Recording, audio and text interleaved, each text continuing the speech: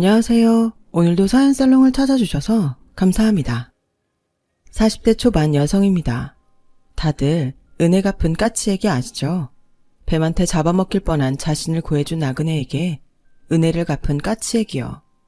하물며 짐승도 은혜를 갚는 마당에 제 시댁 식구들은 은혜를 원수로 갚으려 들지 뭐예요.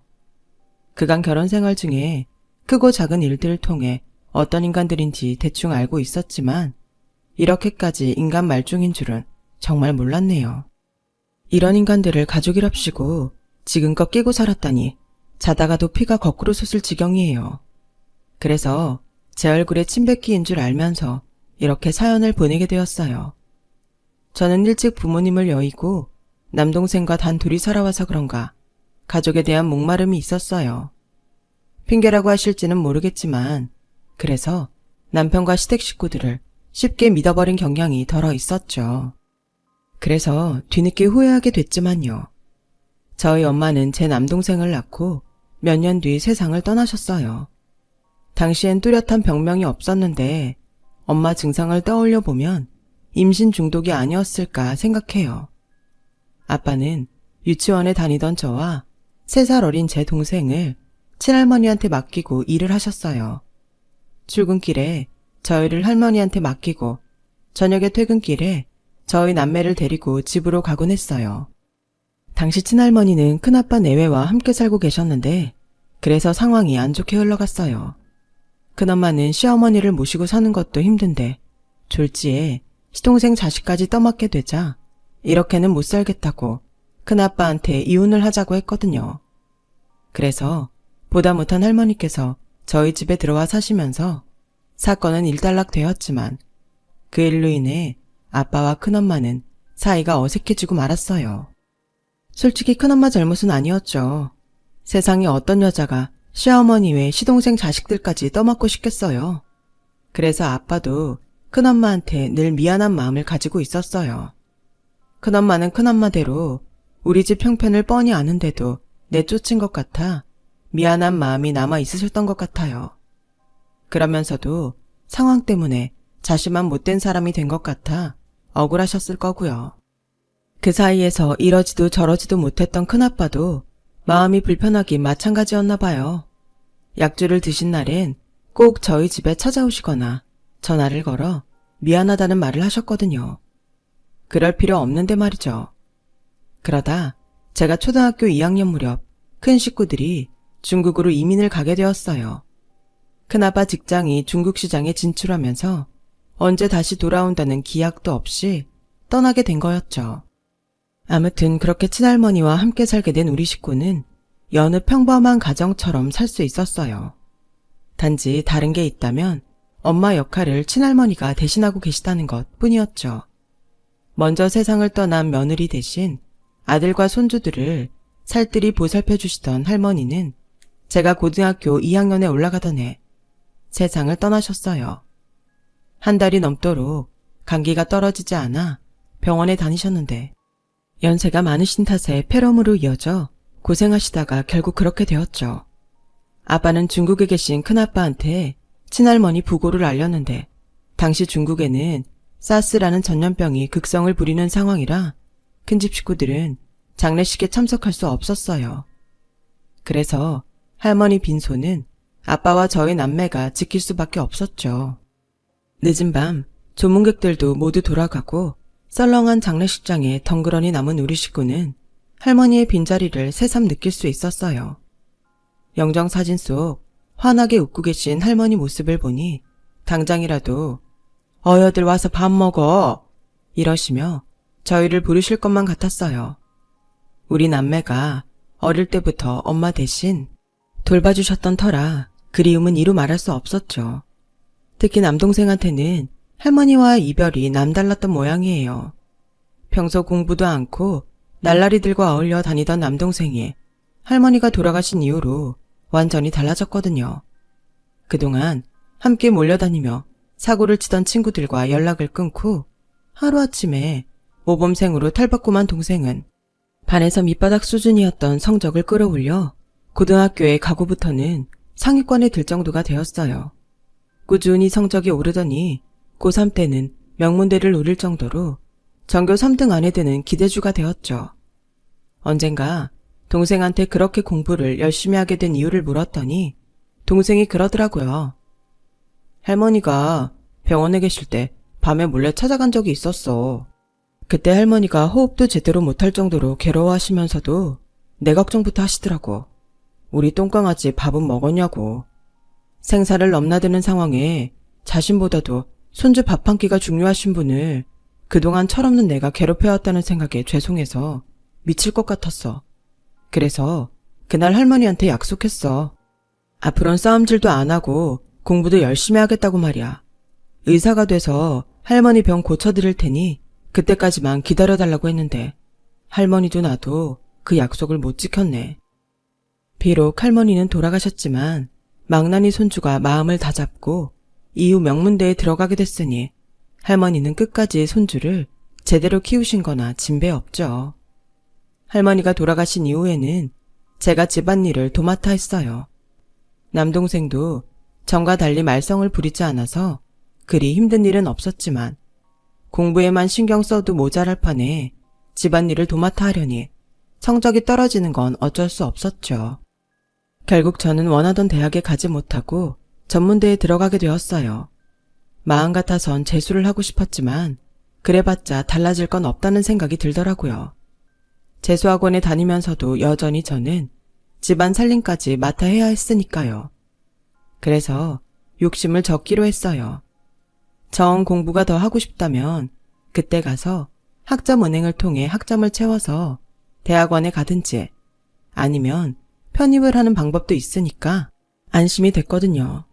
하지만 막상 전문대를 졸업하고 직장에 다니게 되니까 공부를 더 해야겠다는 생각은 안 들었어요. 눈앞에 닥친 업무를 해내는 게 더 시급했으니까요. 입사하고 몇 달이 지나자 슬슬 일이 손에 익기 시작했어요. 그러자 주변에 눈을 돌릴 여유도 생겼고 같은 부서 선배 주선으로 단체 소개팅에 나가기도 했죠. 소개팅에 나온 남자들은 하나같이 학벌이란 스펙이 좋더라고요. 그래서 그런가 다들 야망도 있고 입속도 밝은 편이었어요. 대놓고 연애 따로 결혼 따로라고 말하며 그 자리에 나온 여자들은 학벌이며 스펙이 자신들만 못하기 때문에 연애용에 불과하다는 뉘앙스를 풍기더라고요. 정말 재수없었어요. 그런데 업무 때문에 퇴근이 늦었다며 뒤늦게 합류한 남자가 있었는데 그 사람은 소개팅에 나온 남자들과는 결이 다르더라고요. 뭐랄까 사람을 대하는 게 진중하다랄까요? 종업원을 대하는 태도나 소개팅에 나온 여자들을 대하는 태도가 확실히 일행들과 달랐어요. 그렇다 보니 여자들의 관심은 단연 그 사람한테 쏠렸죠. 저 역시 그 사람이 마음에 들었지만 경쟁이 하도 치열해서 지레 포기한 채 시간이 흐르기만을 기다렸어요. 그렇게 술자리가 끝나고 다들 밖으로 나왔는데 글쎄 그 남자가 제게 집이 어디냐고 묻지 뭐예요. 괜찮으시다면 제가 모셔다 드릴게요. 차를 가져와서 술을 안 마셨거든요. 딱 찍어 저한테 말을 하자 함께 소개팅에 나갔던 여직원들이 저를 쏘아보더라고요. 회사에서 막내인 터라 눈치가 보여서 괜찮다고 사양을 했는데 그러지 말고 타고 가라며 제 손목을 잡곤 차에 태웠어요. 솔직히 싫지 않더라고요. 여직원들의 부러움 가득한 눈빛을 받으며 차에 탄 저는 뜻밖의 말을 들었어요. 사실 처음부터 예지씨가 마음에 들었어요.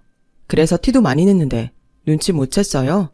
일부러 예지씨 데려다 주려고 술도 안 마셨는데 몰랐죠. 저 좀 성급한 것 같긴 하지만 예지씨 나랑 사귀지 않을래요? 생각지도 못한 기습 대시에 깜짝 놀랐지만 내심 기분이 좋았어요. 아직까지 이성을 사귀어 본 적이 없던 터라 설레고 궁금했거든요. 그렇다고 말 끝나기가 무섭게 좋다고 하기는 좀 겸연쩍었어요. 그래서 며칠을 생각해보겠다고 했죠. 그렇게 며칠이 지났어요. 혹시 주말에 시간 되냐고 문자가 왔더라고요. 별다른 약속 없다고 했더니 교회로 드라이브를 가자길래 따라 나섰어요. 국도를 타고 청평에 가서 맛있는 것도 먹고 오는 길에 양평 두물머리에 들러 산책을 했어요. 마음속으론 언제 말을 꺼내야 하나 기회만 노리고 있었죠. 그런데 그 사람이 먼저 말을 꺼냈어요. 생각은 좀 해봤냐고요. 그래서 사귀자고 말했죠. 그렇게 생애 첫 연애를 시작했고 그이와 7년 연애를 했어요. 연애 기간이 길어지면 길어질수록 결혼에 대한 걱정이 앞섰어요. 부모님이 모두 안 계신 데다 제겐 돌봐야 할 남동생이 있었으니까요. 그러던 어느 날 드디어 남자친구가 결혼 얘기를 꺼냈어요. 둘 다 나이도 찼고 생활력도 갖추게 됐으니 슬슬 결혼을 준비하는 게 어떻겠냐고요. 제가 선뜻 대답을 못하자 결혼 못할 이유라도 있냐고 묻더라고요. 저희 부모님 제사 때도 늘 참석해주고 남동생이 군에 있을 때 같이 면회도 갔던 터라 저희 집 사정을 잘 아는 남자친구는 그 외에 자신이 모르는 비밀이 있느냐고 물었죠. 바로 그게 문제야. 자기는 이해해줄지 모르지만 자기 부모님은 다를 테니까. 부모님 없는 것도 못마땅하실 텐데 남동생까지 데리고 시집을 갈 수는 없는 거잖아. 난 또 뭐라고. 그런 거라면 걱정할 거 없어. 우리 부모님도 자기 처지 다 알고 계시니까. 그리고 우리 부모님은 그런 걸로 트집 잡을 분들 아니야. 자기도 만나보면 알 거야. 그 말을 다 믿었던 건 아니지만 그래도 조금은 기대를 했던 것도 사실이에요. 그래서 인사를 드리러 찾아갔죠. 남자친구 말대로 부모님 문제나 남동생 일로 딱히 딴지를 걸지는 않으셨어요. 하지만 뭐랄까 썩 반기는 분위기도 아니었죠. 우리가 니들한테 해줄 건 없다. 그래도 결혼을 하려거든 해라. 는 듯 무심하고 심드렁한 반응이셨어요. 어떻게 자식 혼사에 이렇게 관심이 없을 수 있을까 싶을 정도였죠. 물론 제게는 그게 더 다행이었지만요. 신혼집은 아빠가 물려주신 집에 차리기로 했고 혼수는 꼭 필요한 가구랑 전자제품 몇 개만 구입해 채워 넣었어요. 한마디로 집과 살림을 제가 다 한 거죠. 남동생을 데리고 살기로 했기 때문에 남편과 시댁에 눈치가 보였거든요. 제 딴엔 그렇게 해야 제 동생도 눈치 안 보고 지낼 수 있을 것 같아서 그랬는데 제가 오판을 한 거였죠.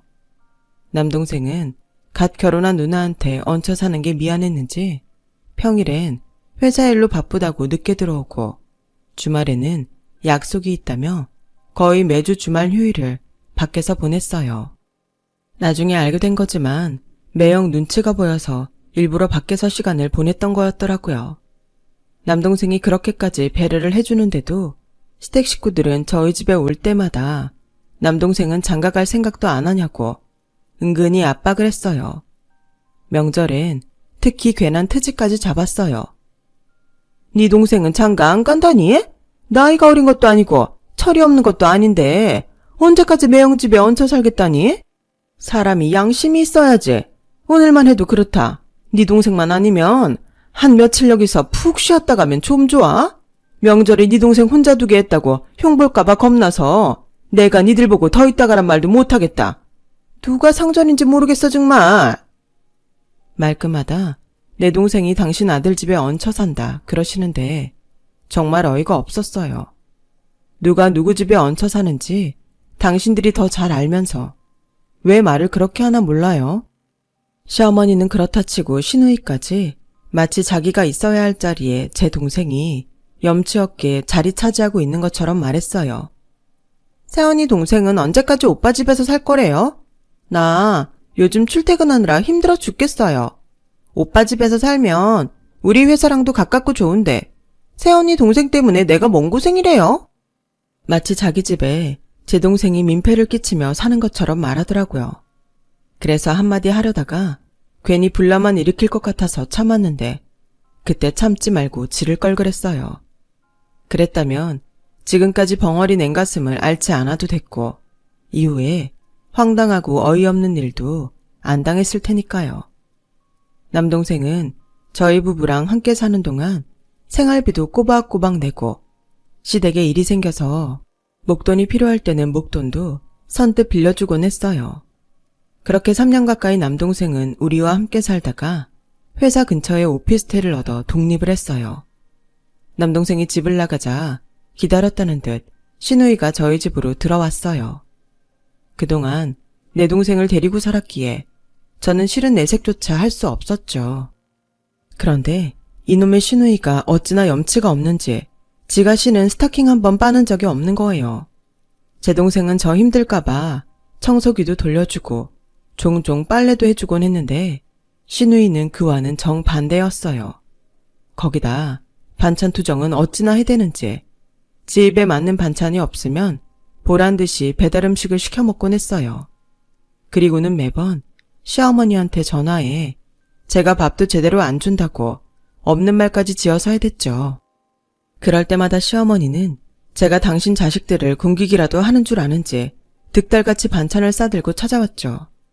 그렇다 보니 평일이고 주말이고 제가 쉴 틈이 없는 거예요. 그러다 급기야 저희 집에서 시댁 제사까지 지내자고 하는 거 있죠. 아들, 딸의 며느리까지 이 집에 사는데 여기서 지내는 게 편하지 않겠니? 니들 오가며 길에서 버리는 시간도 아끼고 말이야. 하지만 어머님, 저희 집에서는 친정 부모님이랑 할머니 제사를 지내고 있는걸요. 한 집에서 양가 제사를 지낼 수는 없는 거잖아요. 그랬더니 버럭 화를 내시는 거예요. 얘, 정말 웃기는 애네? 네 부모 제사를 왜 내 아들 집에서 지내니? 넌 이제 우리 집 사람이야. 시집 왔으면 시집 제사를 지내야지. 왜 친정 제사를 네가 지내? 지낼 거면 네 남동생이 지내야지. 그럼 지금까지 내 아들을 니네 집 제사 지내는데 부려먹은 거냐? 세상에 기가 막혀서 내가 이럴까봐 처음부터 니들 결혼 탐탁치 않았어. 그래도 부모 없다고 안 받아주면 너무 매정한 것 같아서 불쌍해서 참고 받아줬더니 네가 은혜를 원수로 갚아? 너 이럴 거면 당장 이혼해. 더는 너처럼 배응망덕한 며느리 못 봐주겠으니까 나가라고. 어머님, 제가 이런 말까지는 안 하려고 했는데요. 더는 안 되겠네요. 여기 저희 집이에요. 저희 부모님이 주신 집이라고요. 부모님 집에서 내 부모 제사 지내는데 그게 잘못된 건가요? 제 남동생 보고 지내라고요. 네, 그래서 제 남동생이랑 이 집에서 제사 지내왔는데 어머님이 제 동생 내보내라고 하신 거잖아요. 그래놓고 이제 여기서 내 부모 제사도 지내지 말라고요? 그럼 제 부모님 제사는 도대체 어디서 지내란 말씀이세요? 정말 너무하시네요. 그동안 참았던 서름이 터져서 눈물이 그치지 않았어요. 그랬더니 오히려 신우이가 코웃음을 치며 그러지 뭐예요. 언니, 지금 뭐 하는 짓이에요? 지금 언니 집이니까 언니 마음대로 하겠다고 선전포고하는 거예요? 남녀가 결혼을 했으면 결혼 전에 있던 재산은 공동 소유가 되는 건 당연한데 이제 와서 생색이라도 내겠다는 거예요? 그리고 애초에 언니 부모님이 일찍 돌아가시지만 않았으면 이렇게 큰 소리 날 일은 없는 거잖아요. 이 모든 잘못은 일찍 죽은 언니 부모님 잘못인데 왜 우리 엄마한테 따져요? 한 번만 더 우리 엄마한테 큰 소리 내면 그땐 내가 안 참아요? 신우이의 황당한 소리에 잠자코 듣고 있던 남편이 버럭 소리를 질렀어요. 이 기집애가 어디서 손이 올케한테 큰 소리야. 너야말로 한 번만 더 이따위를 굴었다간 내가 가만 안 둘 줄 알아? 엄마도 그래. 이 사람 1년에 하루 부모님 생각하며 동생이랑 제사 지내는데 그걸 뭐라 그러면 어떡해? 솔직히 나 결혼할 때 엄마가 해준 거 하나도 없잖아. 그래놓고 이 사람한테 집 문제로 따지는 건 반칙이지. 암튼 제사는 각자 집에서 지내는 걸로 하고 여기서 끝내는 걸로 해. 남편이 나서서 중재를 해준 덕분에 시댁 제사는 이전처럼 시댁에서 지내기로 했어요. 생각 같아선 신우이한테 이참에 니네 집으로 가라고 하고 싶었지만 차마 그 말까지는 할 수 없겠더라고요. 남편이 기껏 저를 위해 나서줬는데 제가 그런 말까지 하면 우리 부부 사이도 벌어질 것 같았거든요. 신우이는 저희 집에서 2해를 더 살다가 결혼을 하는 바람에 집에서 나가게 됐어요. 신우이가 나가자 그제야 저는 봄을 맞은 나비처럼 자유로워졌죠. 마음이 편해서 그런가 그동안 아무리 노력해도 안 생기던 아이를 갖게 됐고 이듬해 딸을 낳았어요. 남동생은 조카가 생겼다며 값비싼 아기 침대를 선물로 해주었죠. 반면 신우이는 기저귀 한 장 안 해주면서 여우같이 제 동생이 사준 아기 침대를 노리더라고요. 이거 진짜 비싼 건데. 언니, 아기 침대는 절대 남 주지 말고 나한테 물려줘야 돼요. 기스 안 나게 조심히 쓰다가 그대로 달라고요. 알았죠? 비싼 건 알아가지고 임신도 안 한 게 침대 가져갈 생각부터 하더군요. 그 꼴이 하도 얄미워서 일부러 대답도 않고 못 들은 척 했어요. 그랬더니 지 오빠한테까지 아기 침대는 나중에 자기 달라고 부탁을 하더군요. 하지만 시누이 소원은 이루어지지 않았어요. 시누이가 문제인지 시누이 남편이 문제인지 아가가 생기지 않았거든요. 병원을 다니면서 할 수 있는 건 다 해봤지만 몸과 마음만 지칠 뿐 아무런 성과가 없었어요. 아무리 미운 시누이라지만 같은 여자로서 측은지심이 생기더군요. 내가 직접 애를 낳아보니 애타게 아기를 바라는 마음을 더더욱 뼈저리게 느낄 수 있었던 것 같아요. 툭하면 저희 집에 찾아와 감나라 배나라 사사건건 참견을 하던 시누이는 그때부터 저희 집의 발길을 뚝 끊었어요. 제 딸을 보면 더더욱 아기를 갖고 싶은 마음이 커져서 그랬나 봐요. 한편 제 남동생은 대학 동기와 오랜 연애를 해오다 결혼 얘기까지 오가게 되었어요. 전부터 저희 집에 자주 드나들던 친구라 우리 집 사정도 잘 알고 무엇보다 제 동생을 저보다 더 아껴주는 걸 알기에 저는 두 사람의 결혼을 쌍수 들고 환영이었죠. 하지만 제가 그랬던 것처럼 남동생도 집안 사정 때문에 장인 장모님의 결혼 허락이 쉽지 않을 것 같아서 한편으론 걱정이 됐어요. 비록 우리 남매가 고하긴 하지만 아빠와 할머니 사랑을 충분히 받고 자랐고 어디 가서도 남의 눈총받을 짓을 한 적 없는데도 결혼을 앞두곤 우리 잘못도 아닌 일로 죄인 취급을 받아야 하는 게 서글프더라고요. 자식이 부모의 이른 죽음까지 책임지며 살아야 한다는 건 너무 가혹한 일이잖아요. 아니나 다를까 남동생 처가에서도 반대가 있었나 봐요. 저희 부부보다도 연애 기간이 길었던 이유도 그 때문인 것 같았어요. 다행히 남동생이 대기업에 들어가 승진도 동기들보다 빨랐던 덕에 그나마 결혼 승낙은 받을 수 있었지만 상견례 자리에서 본 사돈 내외의 표정은 그리 탐탁치 않아 하는 모습이 역력했거든요. 남동생이 결혼식이 있던 전날 집으로 찾아왔더라고요. 누나, 엄마랑 아빠가 살아계셨다면 우리가 이런 일로 차별을 받지는 않았겠지? 나 솔직히 좀 억울해.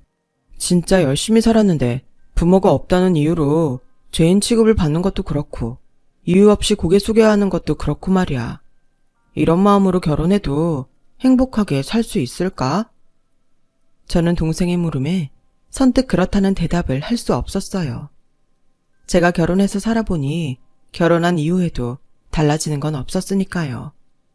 여전히 저는 시댁의 죄인이고 내 잘못이 아니어도 억울하게 당하고 살고 있으니까요. 그러니까 결혼만 하면 끝나는 게 아니라 결혼을 기점으로 시작되는 거란 걸 차마 말할 수 없었죠. 다음 날 남동생은 언제 그런 고민을 했나 싶을 정도로 쌩쌩한 얼굴로 식장에 들어섰어요. 부모님 대신 남편과 함께 혼주석을 지키던 저는 그런 동생을 보니 눈시울이 뜨거워졌어요. 좋은 날인데 웃어야 되는데 좀처럼 웃음이 나오지 않았죠. 그래도 올케가 내 동생을 아껴주니 그나마 다행이란 생각을 했어요. 그렇게 눈물의 결혼식이 끝나고 동생 내외는 허니문카에 올랐어요.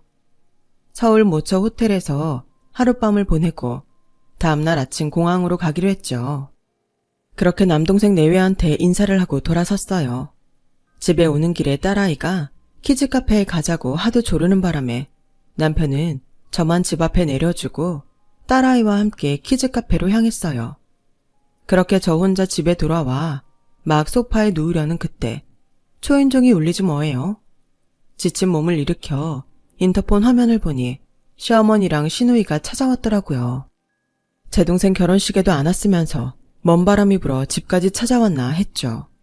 그랬더니 글쎄, 네? 동생 축의금을 내놓으라고요? 아니, 왜요? 얘 또 정색하는 것 좀 봐라. 얘, 너 까마귀 고기를 처먹었니? 니들 결혼하고 신혼 때부터 내 아들이 네 동생 데리고 살아준 거 기억 안 나? 짐승도 은혜는 갚을 줄 안다는데? 그동안 먹이고 재워준 은혜는 갚아야 하는 게 인지상정 아니니? 잔말 말고 축의금에서 절반은 내놔라. 내가 네 동생이 이 집에 사는 동안 내 아들 보고 싶어도 마음대로 드나들지도 못했어. 너도 그렇다.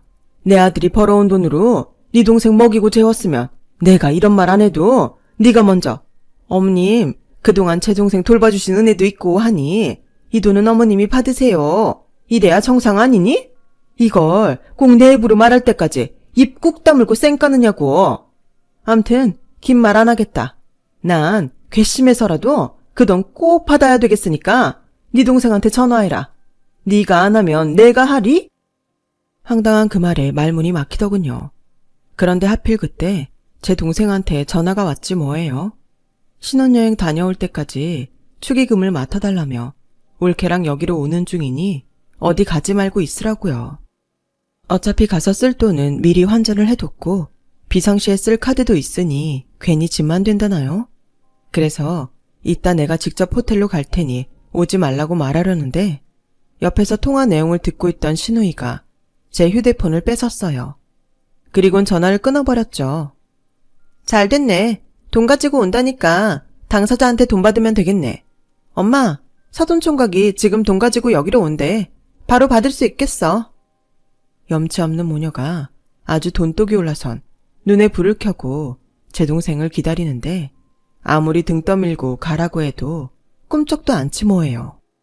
그러는 사이 남동생 내외가 도착했고 집안에서 벌어지는 꼴사나운 모습을 올케한테까지 고스란히 보이게 됐어요. 시어머니는 빚받으러 온 빚쟁이 마냥 제 동생을 향해 삿대질까지 해가며 돈 내놓으라고 소리쳤어요. 처음엔 점잖게 말로 풀어가려던 남동생은 아나무인격으로 달려드는 두 모녀한테 질려 급기야 소리쳤어요. 제발 그만 좀 하세요. 아무리 사돈어른이지만 자꾸 이렇게 말도 안 되는 소리 하시면 안 참습니다. 그러자 신우이가 달려들었어요. 안 참으면 어쩔 건데?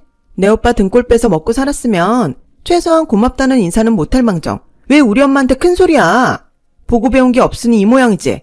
이래서 부모 없이 자란 사람은 어디가 티가 나도 나는 법이라니까? 순간 신우이 말에 뚜껑이 확 열렸어요. 너 뚫린 입이라고 함부로 짓거릴래? 뭐? 부모 없이 자라서 티가 나? 그러는 너는 잘난 부모도 있으면서 꼬라지가 왜 그 모양인데? 싸가지도 없고 예의도 없고 심지어 염치도 없잖아. 내 동생이 네 오빠 등골 빼먹었다고? 얘 지나가는 개가 다 웃겠다. 누가 누구 등골을 빼먹었는데? 어머니도 그래요. 툭하면 내 동생이 어머님 아들 집에 얹혀 살았다고 하는데 뭘 좀 제대로 알고 말하세요. 이 집 우리 부모님이 주신 우리 남매 집이에요. 당신 아들 집이 아니라. 내가 수없이 말했는데도 말도 안 되는 트집 잡아가며 돈 뜯어내려는 이유 내가 모를 것 같아요? 잘난 어머님 딸 애 못 낳아서 이혼당하니까 먹고 살 돈 만들어주려고 이러는 거잖아요. 어머님 아들 있을 때 못 오겠던가요? 창피해서 못 오겠더냐고요. 그래서 만만한 저 혼자 있을 때만 찾아와서 이렇게 사람 속을 뒤집어 놓는 거냐고요. 그동안 나한테 이러는 건 참아왔지만 내 동생한테까지 이러면 나도 못 참죠. 어머님이 선을 넘은 거예요. 그렇게 돈돈 하시니까 제가 제대로 돈 정리해드리죠. 아가씨 결혼할 때 그이가 3천만 원 해줬죠. 그중 2천만 원은 내 동생이 빌려준 거였어요. 아가씨 결혼식 끝나면 축의금에서 준다고 해놓곤 몇 년이 지나도록 안 주길래 내 월급으로 갚았다고요. 그러니까 그 돈 당장 돌려주세요. 그뿐인가요? 당신 아들이 그동안 내 부모님 집에서 돈 한 푼 안 내고 살았던 것도 월세 쳐서 갚아주세요.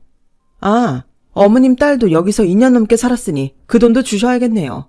신혼살림 차릴 때 가구며 전자제품도 다 내 돈으로 했으니까 사용료도 받아야겠지만 그건 대승적 차원에서 내가 DC해 드릴게요.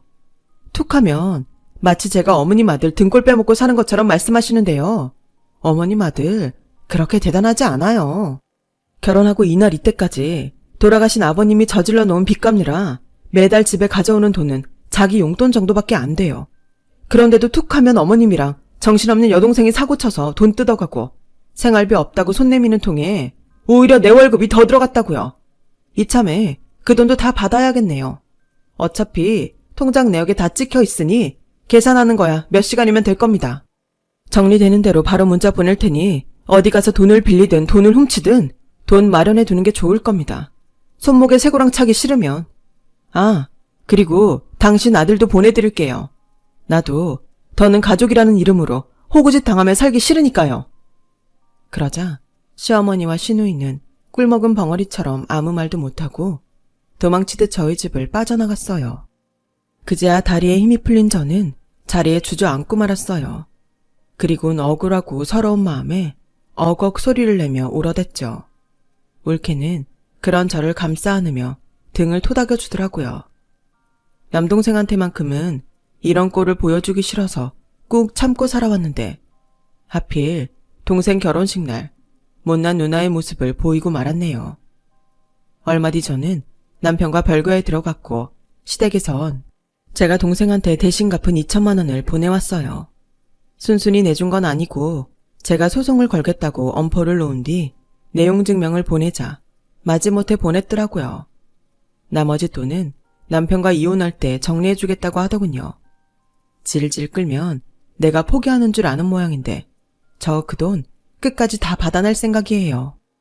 은혜를 원수로 갚는 배은망덕한 인간들에게 자비는 없는 거니까요. 더 이상 호구짓은 그만하고 저와 딸의 인생을 위해 더 힘차게 살아가려고 합니다. 지금까지 제 사연을 들어주셔서 감사드려요. 소중한 가족과 건강하고 행복하세요. 여러분, 사연 댓글에 응원과 현명한 조언 부탁드려요. 좋아요와 구독은 저에게 큰 힘이 됩니다. 오늘도 좋은 일 가득하세요.